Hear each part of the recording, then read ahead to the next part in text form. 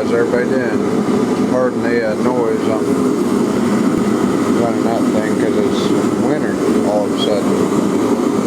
But working on the S10, changing up a few things, finally got the heat done. So every bit of the wiring is done except for two things. High beam headlights, which the wire's right there. I just got to wire in another relay and a switch. Which brings me to the question, when you turn the high beams on the car on, I'm pretty sure it turns off the low beams when it turns off the high beams. So I could probably get away with doing that with a solenoid, because I don't think you can run them both at once. I mean, you can, but I think it burns out the bulb, or it's really bright. I don't know. I need to look that up, but that's just wiring bull crap, stupid stuff. But wiper motor, that's the main thing. Can't drive this in the rain because I don't have a wiper motor. I got heat now, but no windshield wipers. So there's 4 wires right in that little connection right there. I have no idea the pinout on it, so I got to go in there and Google what which one's ground, which one's positive, and what the other two do.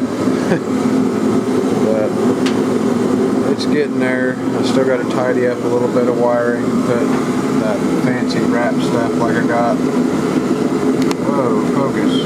All that wrap stuff I got like that, I'm going to put on that in there. And thinking about actually moving them relays to the back side on the inside of that fender and kind of hide them and not have any wiring running through there except for that one harness. But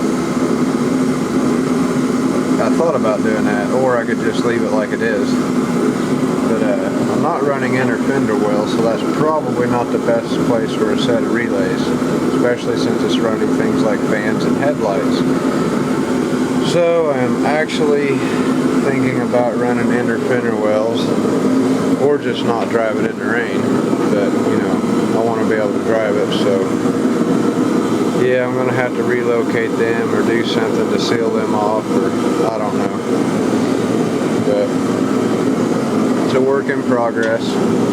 I didn't really plan on driving it in the rain and stuff, but you know, the more I drive it, the more I realize how fun it is. Like, I can't not drive it, so, and it's pretty much the most reliable thing I got at this point. So yeah, it's turning more into a daily driver than a race car, but you know, not really. It's still pretty damn fast, especially since I'm actually running on all 4 barrels now instead of just 2 of them. Vacuum secondaries wasn't quite working, so I bypassed that with a bolt and got it to where when it's wide open, all 4 barrels. And it's a little bit progressive. That the secondaries start opening about quarter throttle, just a hair under quarter throttle. It starts to open the secondaries, but wide open, they're all 4 open, so that's all that really matters. And then then I was, you know, obviously having a problem with it, you know, whoosh, big bunch of air, not enough fuel. So I put a bigger spray nozzle and a bigger jet, tightened down the spring, and that took care of it. It's got massive amounts of throttle response now. It runs so much better. And yeah, when you floor it, it goes, you know, wide open throttle. That's the main thing, which I haven't yet done, but I mean, I know, but looking at it, it does. I've had it about 3/4 throttle twice. But if you, I mean, I've flashed it to the floor, just kind of flipped it while driving, but it just spins a lot. It don't really hook up so well.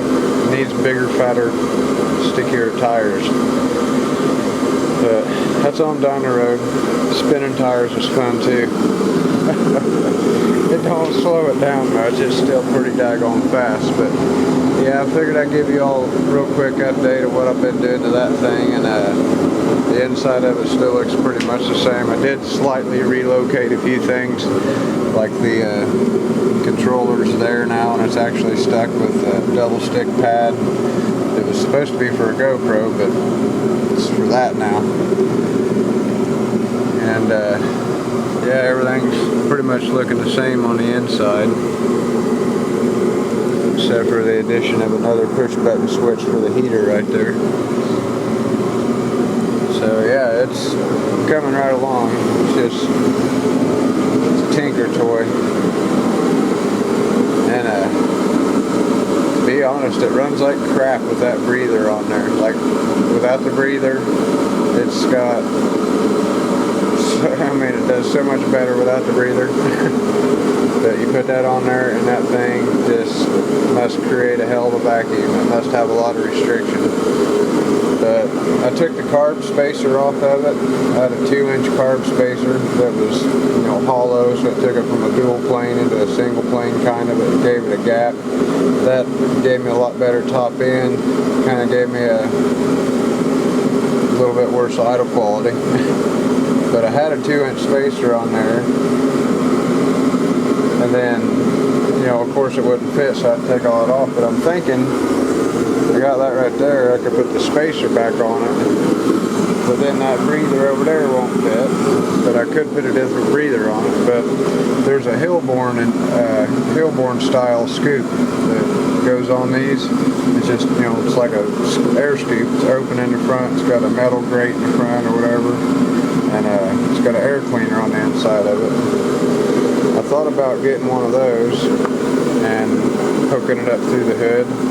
That would look pretty cool, and all I'd have to do is cut a hole in the hood and then shut over it. It'd just look really cool, and it'd be functional too, because when you're going really fast, it'd have air blowing in it. Or I could put this thing on there, which looks really, really cool, but you can't hardly see over the damn thing. So yeah, let me know what you think about that. But because I mean, that little breather, I don't care. That's the tallest breather I can get, is that little bitty short thing. That's the tallest one I can get.